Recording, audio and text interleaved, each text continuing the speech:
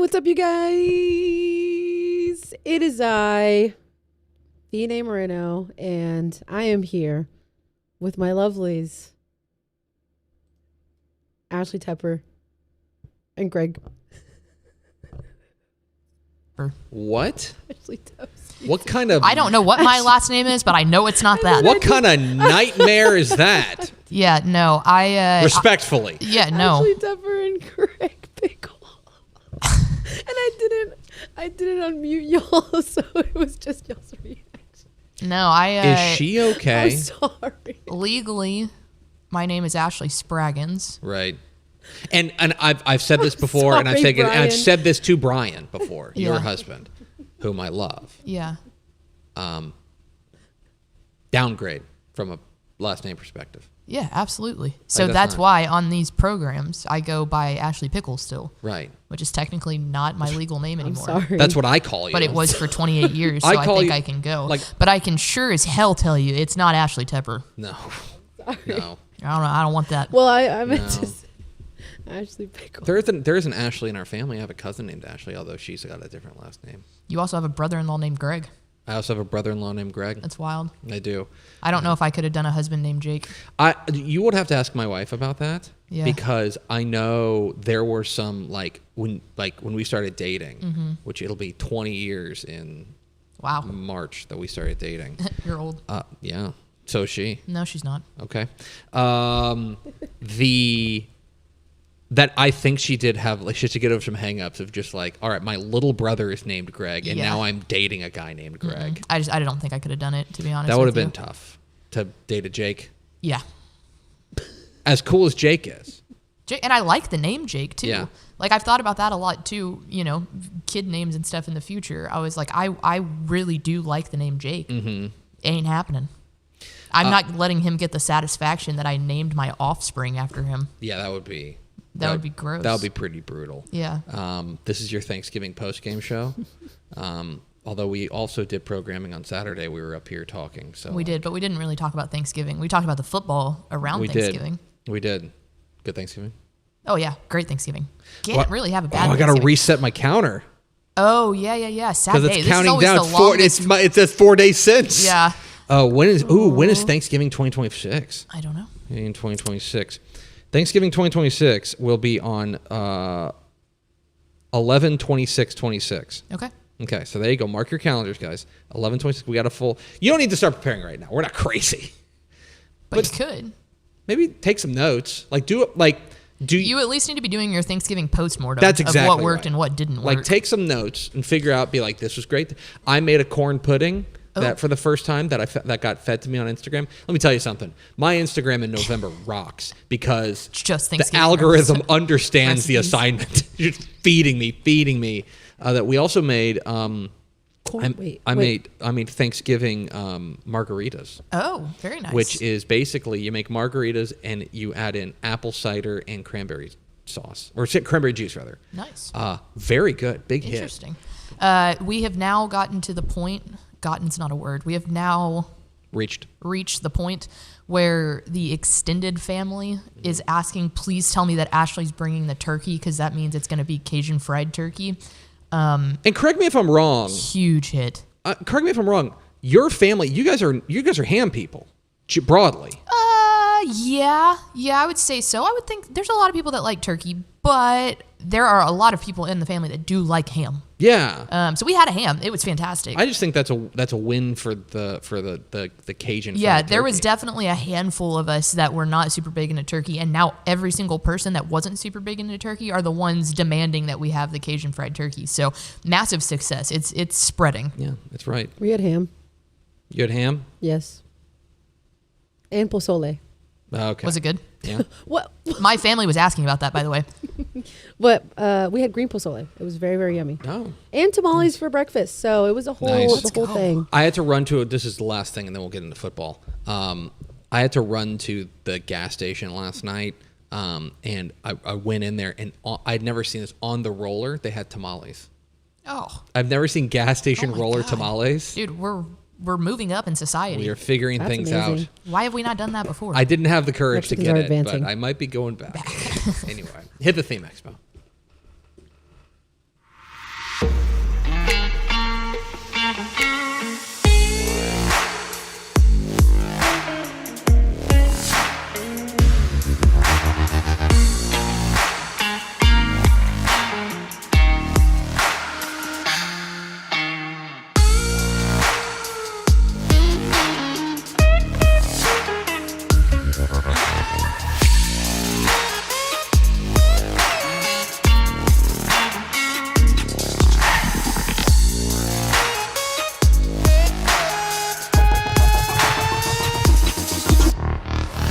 Yes, y'all!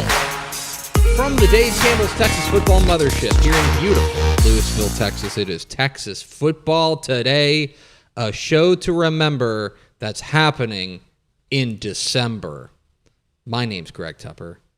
I'm the poet-in-chief here at Dave Campbell's Texas Football and TexasFootball.com. Just giving out new titles now. Thank you for spending part of your day with us, whether you're watching us live at TexasFootball.com, Facebook, YouTube, Twitter, Instagram, Quibi, or you're listening to us on the podcast, which you can subscribe to on the podcast vendor of your choice.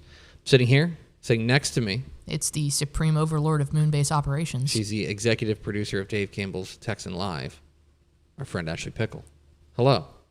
Why can't I get a new title? Would you like a new title? Yeah, the supreme overlord of Moon-based operations. I like that. You heard the lady. Those other dulcet tones you hear belong to our producer for the day, Vianney Moreno. Hello, Vianney Moreno. What's Hi, your new guys. title?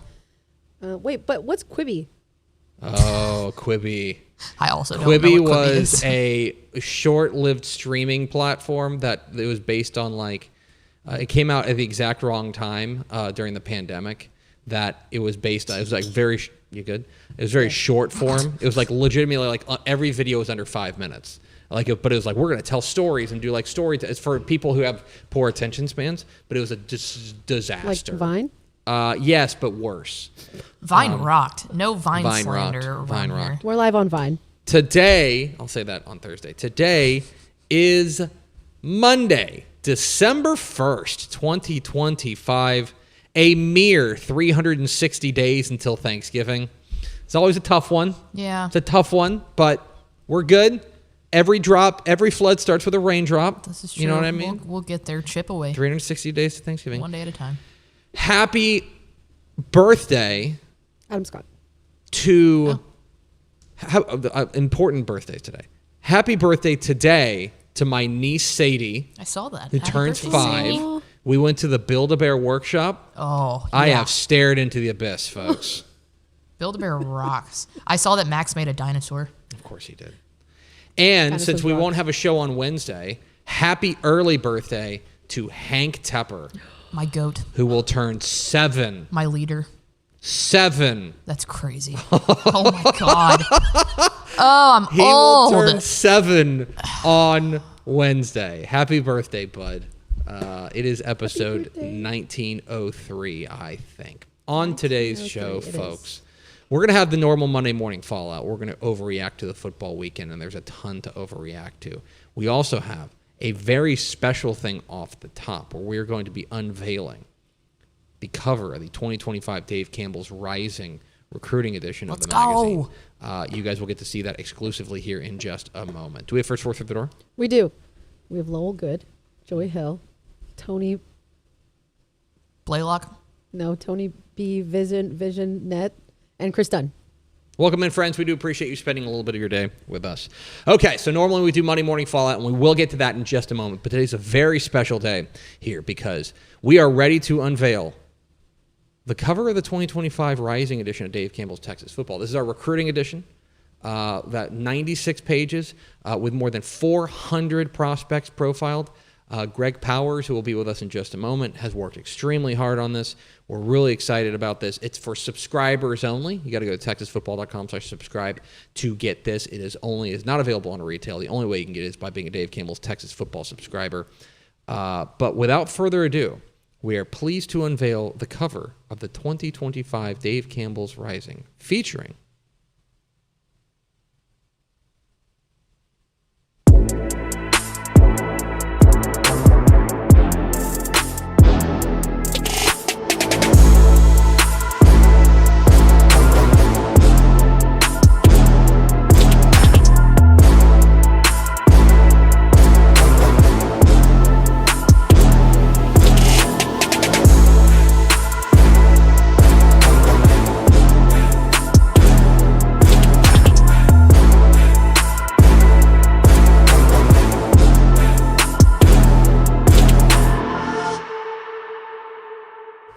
There it is, the cover of the 2025 Dave Campbell's Rising, featuring Mansfield Lake Ridge offensive lineman, Texas Tech commit, 5-star Felix Ojo.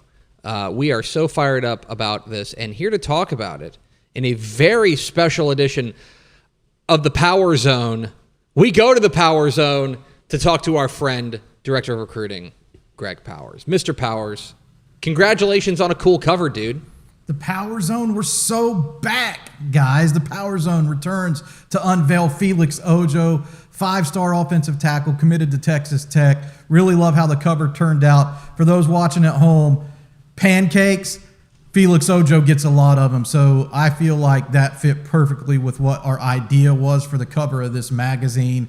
82-inch wingspan. Felix Ojo has a high NFL potential, and that's the reason why he dons the cover of this year's edition of DCTX Rising magazine. This is a guy, obviously we want to get every cover right. This particular guy was compelling to us for a number of reasons. From your perspective, what is it about Felix Ojo that made him the right choice for the cover of the 2025 Rising edition? Well, first off, he's one of the highest rated commits to ever sign with Texas Tech. He's one of the top 3 of all time to be heading to Lubbock from the DFW area. He has true NFL upside to be a blindside protector, a left tackle who can protect the quarterback.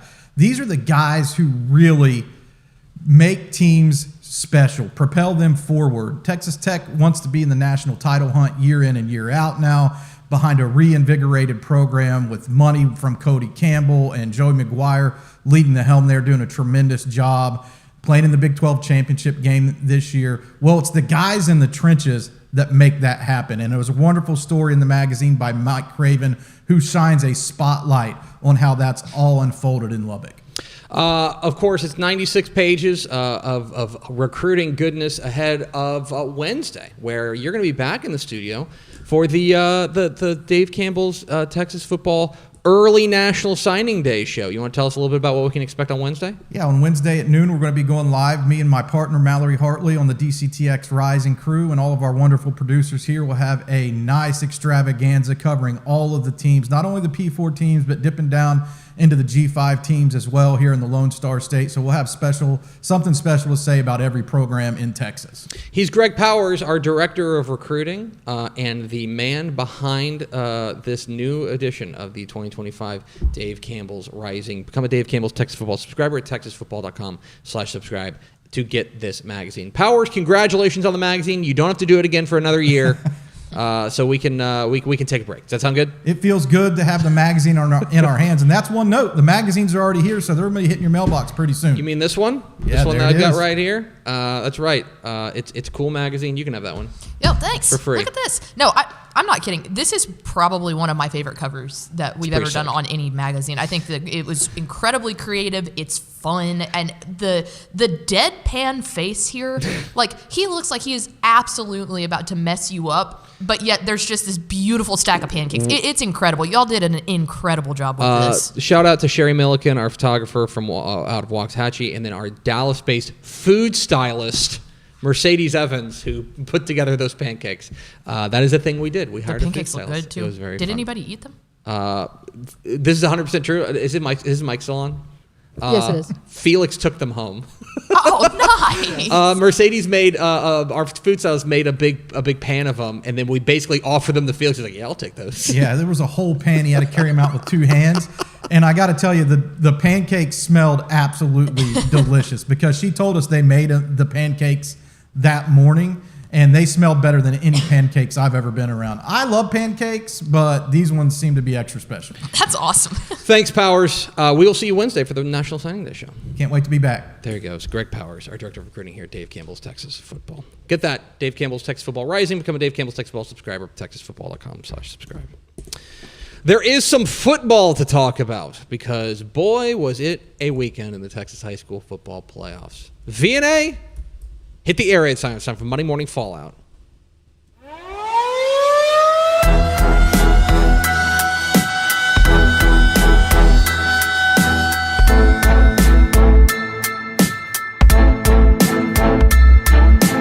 Morning Fallout.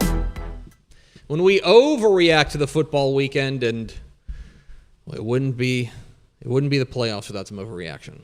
We got a lot to talk about here. We'll start with Tepper's Take. Tepper's Take, Champions Advantage. This is the time of year where we start paying attention, especially to the teams with the crowns, the teams that are the reigning state champs. And I think it's worth remembering that it's hard to dethrone someone.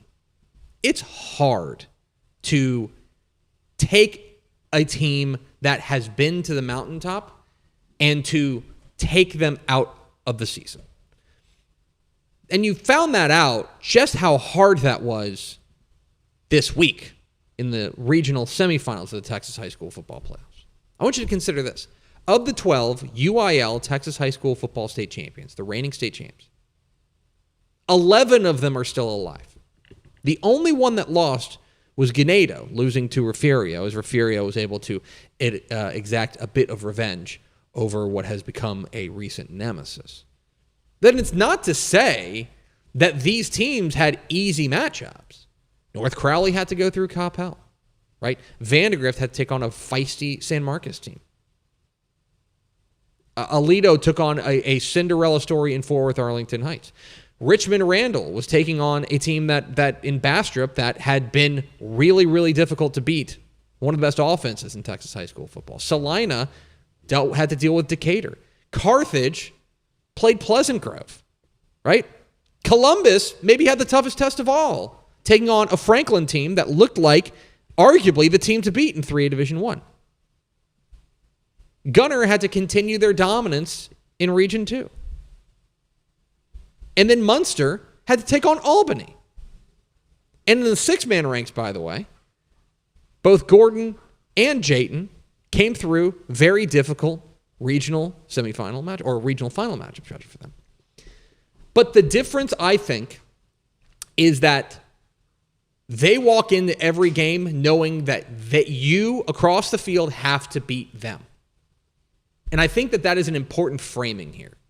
As we enter the regional finals with 11 of the 12 reigning state champs still alive, it's hard to take down the king.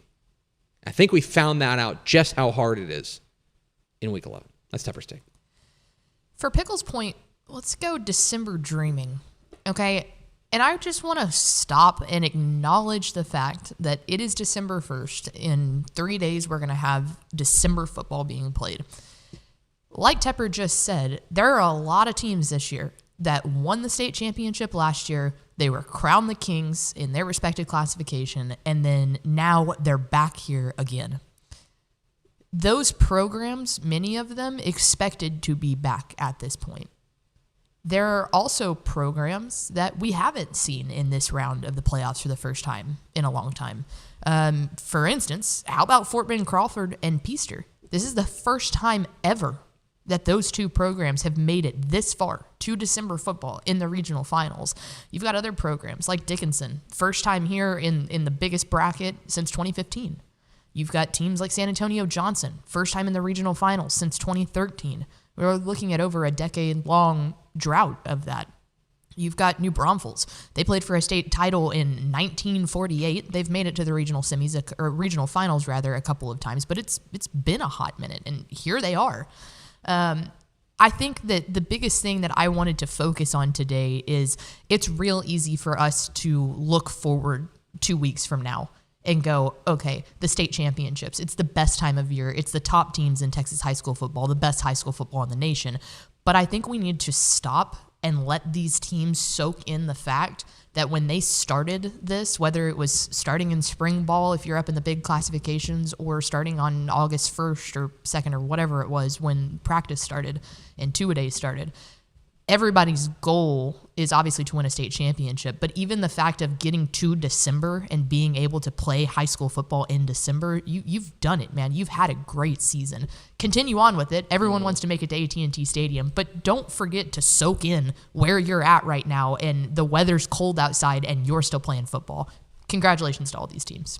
That's Pickle's point. The game of the week, Waxahachie 38, Cy Ranch 31 in overtime.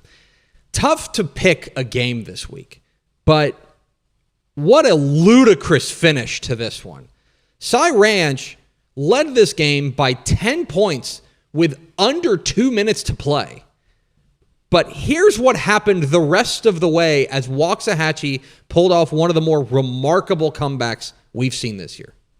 He looked good in the pregame. Guillen kicks it. It's up. And it's through. And they're still live. And we go on here. There's a minute and 24 seconds to go in the game, and the Cy Ranch Mustangs kick off. And they're going onside. They're going to kick it to the right. It bounces, and it's available. It's scooped up by Snell. The play is stopped. He got it. Jaquan Snell. Wow. Time here, a minute 16 to go. But, Coach, he had open field. He did. That might have been a house call. J3 back to pass. He's got protection. He goes across the middle to Strange.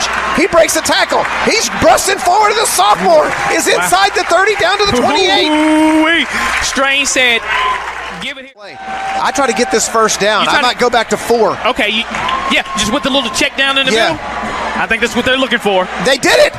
Taylor Strange has it. He's to the 5, to the 4. Touchdown! Wow. Touchdown, Waxahachie! Wow. 10 seconds to go. How about that? Hey, Coach, I got chills. Do you hear this? And they're going to push him. And they're shoving. And they're churning. And a green team scores a touchdown on a tush push. A green team with a tush push. On a tush push. I tell you what. Wow. These Indians come down and... Texas high school football playoffs. Sunshine back to pass. He's gonna scramble. He goes down the field. The ball is incomplete. Wow. And Waxahachie has done it. They came all the way back from down by 10 with a minute and 24 seconds to go, and they have come all the way back to win this football game. Waxahachie wins it 38-31 in overtime after getting a field goal, an onside kick recovery, and a touchdown in the final minute and 28, and the announcers were enjoying it. Shout out Russell Maven on the call there. Incredible. That was awesome. They were having fun. That's the game of the week. All right, we head now to our play of the week. We'll set this one up. It's 6A Division II, Region 3. Katy taking on Humble Summer Creek.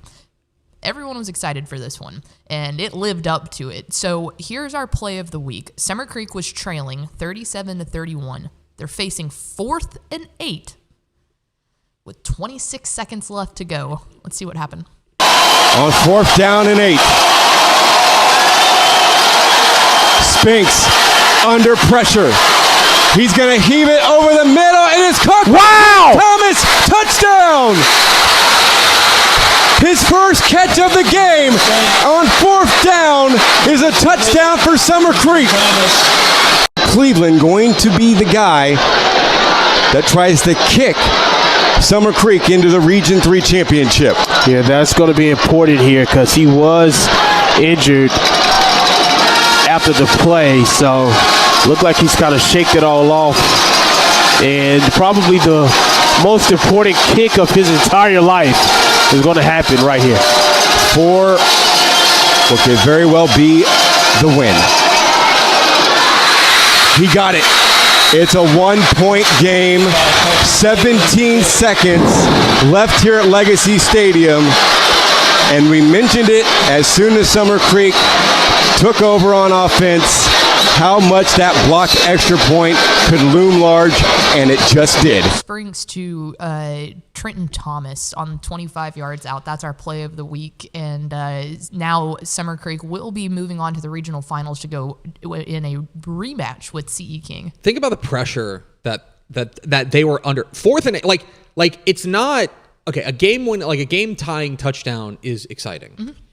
A game tying touchdown on 4th and 8 from 25 yards out. Like the season's on the line. And that was that was Trenton Thomas's first catch of the night. Talk about a good time to have a first catch of the night. Absolutely, it was awesome. And by the way, not to be overlooked here, shout out to the kicker. Yeah, that's a pressure-packed extra point too. Oh my God, That's a game-winning field goal, basically. Yeah, because you don't want to go into overtime against Katy. You point blank, you don't want to do that. They had the opportunity to put the nail in the coffin, and he did it. Incredible run there by Kenny Harrison's ball club.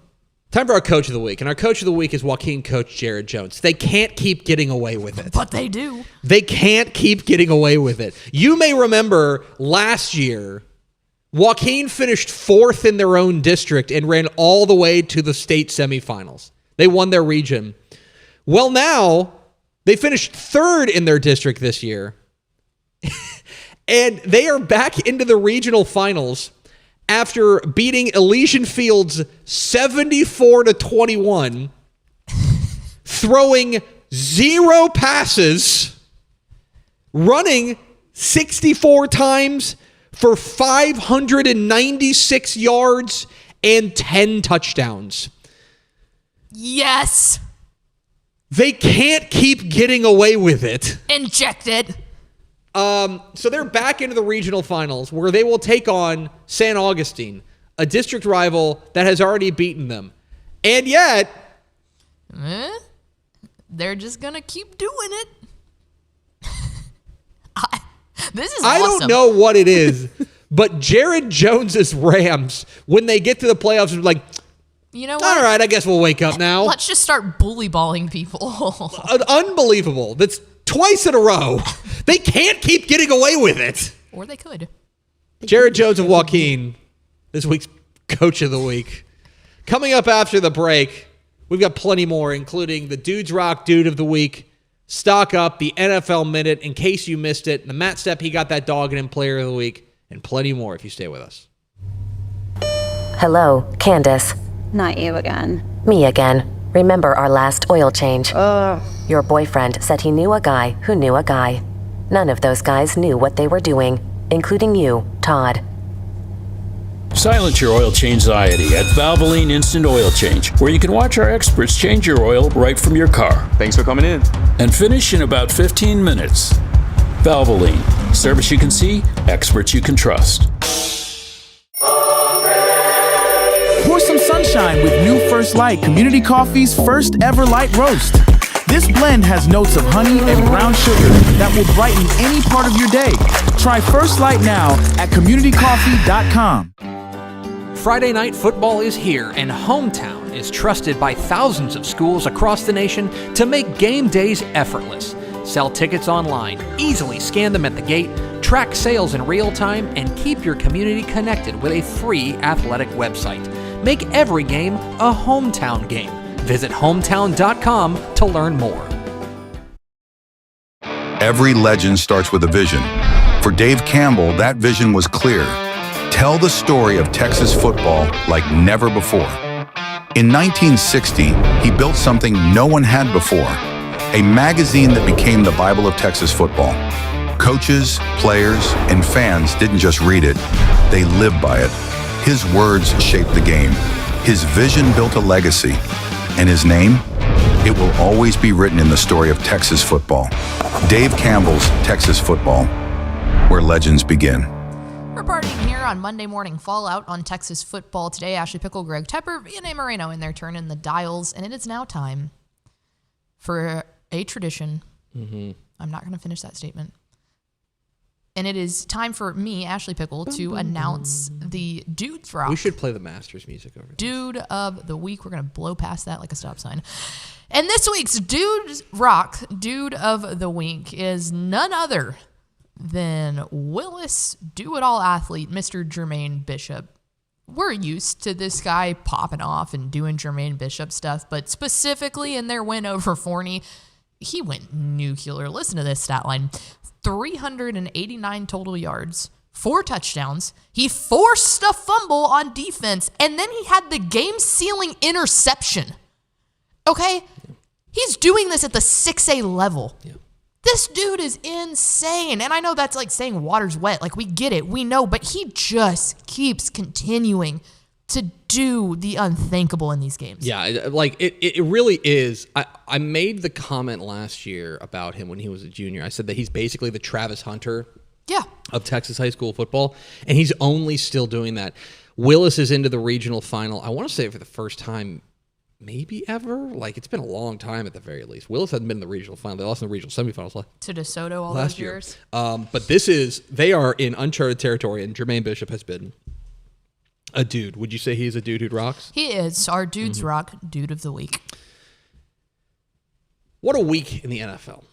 What a week. The NFL is continuing to churn. Cowboys. And there's nobody we trust with our NFL coverage more than the Dave Campbell's Texas Football DCTF insider, my mom.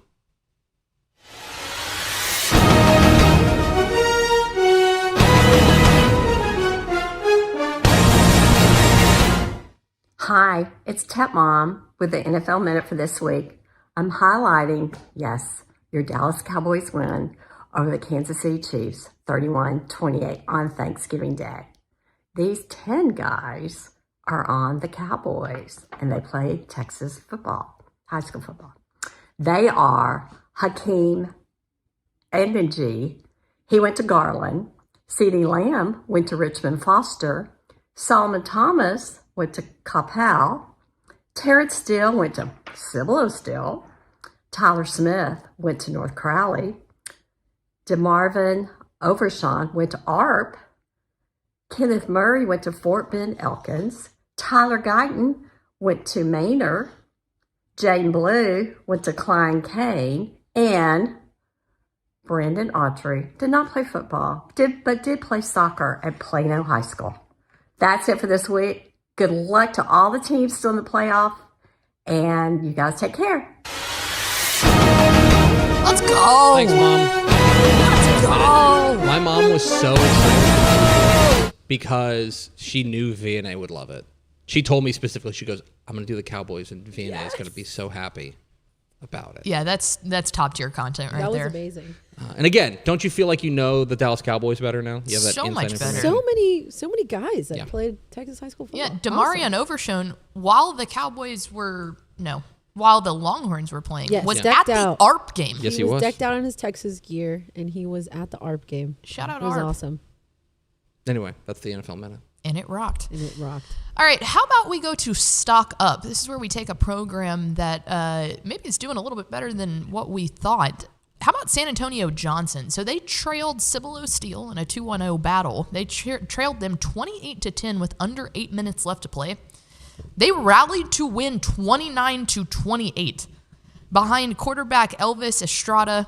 He was just nails in this game, into their second regional final in program history and their first since 2013. It's been 12 years. That's when they were coached by Ron Ritteman, who is now coaching Alamo Heights, who is also into the regional finals there out of San Antonio. But congratulations to Elvis Estrada, TP Miller, and their whole ball club of Jaguars. They're making it to their first regional finals since 2013. And that also, I wonder what kind of ramifications that has in the San Antonio area, because Steele has been the program of record in San Antonio. Smithson Valley. Smithson Valley, yeah, you're right. At least at the 6A level, correct. For sure. At the 6A level, you're exactly right. And so for Johnson to get that win is really and remarkable. it feels like a long time coming for them. You know, they had what was the quarterback that they had when he was a sophomore? Ty. Ty Hawkins? Ty Hawkins, yeah. They had him, and then he transferred out to IMG Academy, and it was kind of like, okay, well, there goes their hope there. But, man, TP Miller has done a really good job of getting that ball club into being competitive, and now budging up there is maybe a new king in town there in the 6A San Antonio ranks. Now with a shot at Lake Travis this week. So That's it will be the ultimate big brother situation. It will be. We will find out exactly how big they are. Okay. Stat of the week. It's time to talk about Kagan Ash. Okay, we've kind of danced around it, but Kagan Ash is coming up on some history here. Okay, so this is a guy who this past week against Overton ran for 420 yards and 6 touchdowns. Okay, I'm trying to find the most updated numbers here, but specifically, this is now a guy who is within range. He's only 220 yards away from being the all-time single-season rushing yards record holder, being Ken Hall's record, 220 yards away. So there's a good chance he's going to do it, right?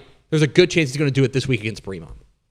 He is also now about 600-ish yards away from the career record.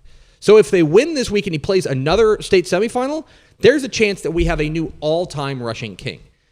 Now, he's got to break the record, and then we can have the conversation about number of games and stuff like that. Ken Hall did it in 12 games. This would be obviously in 14. But nobody's come close. Been plenty of guys who've been able to play 16 games and not come close to this record. Kagan Ash of Mount Enterprise has an opportunity to become a Texas high school football legend here. A huge game this week against Bremont, potentially history-making game against Bremont, with Kagan Ash chasing some history. That's the stat of the week. It's time now for In Case You Missed It. Let's head to 4A Division I, Region 1. Stephenville took on Randall. Stephenville had no problem with Randall. 51-6 was the final score. But allow me to introduce to you quite possibly my favorite touchdown and celebration meme, and I think anybody on our staff has ever seen. Here's the clip. 15 seconds when Trott gets the play on the play clock. They'll have to hurry. They do have the sugar huddle right at the line. 5 seconds and counting. Up under center is Jordan. 3 backs behind him. Gonna give to the Jordan, and he's in. That would be a Darth Vader touchdown. All the Stephenville coaches up in the booth high-fiving as his first touchdown for Colton Dirth, the 6'1", 310-pound senior Army commit, gets the jacket 6'4". It is 29-0 extra point not upcoming. Enough on this because you didn't know exactly where it was going. Can we please run this one more time? Yeah, run the clip. 15 seconds when Trott gets the play on the play clock. They'll have to hurry. Jumped out. You see it's 23-0 here late right at the line. Like, okay, 5 seconds and counting. Really good. Up under center is the Jordan. Handoff. 3 backs behind him. I mean, great stance, by the way. Powering through. But this is so good. That would my be God, a that's so Darth good. Vader touchdown. 6'2", All the Stephenville 305-pound coaches up in the defensive booth lineman, high-fiving absolutely as his first killing it on the touchdown for football field, but Colton more Dirth, importantly, the 6'1", killing it on the dance moves. And there's big number 62. He's saddling up there. Like jacket 6 more. It is 29-0 extra that point has upcoming. moves like that. No, that feels point blank. That feels like a mismatch. I'm gonna be honest. Like they could run into the Vader. They could run into the Denver Broncos right now, and I'd be like, I don't know. They got Colton Dirth. Darth Vader is also an elite nickname. I have made it very clear that my favorite offensive lineman this year is Bane Jaskinski from Wall. Shout out. Colton Dirth now is being cemented as my favorite defensive lineman. All right. Of this year. We just have like the all pickle team. Darth Vader is clearly on there. We need to do the Dirth dance. Do the Dirth. We're all doing the Dirth. Speaking of, I think we all agree Colton Dirth has got that dog in him, correct? He's got that dog in him. Correct. But we can only hand out one award for the Matt Stepp He Got That Dog in Him Player of the Week. Let's find out who took it home this week.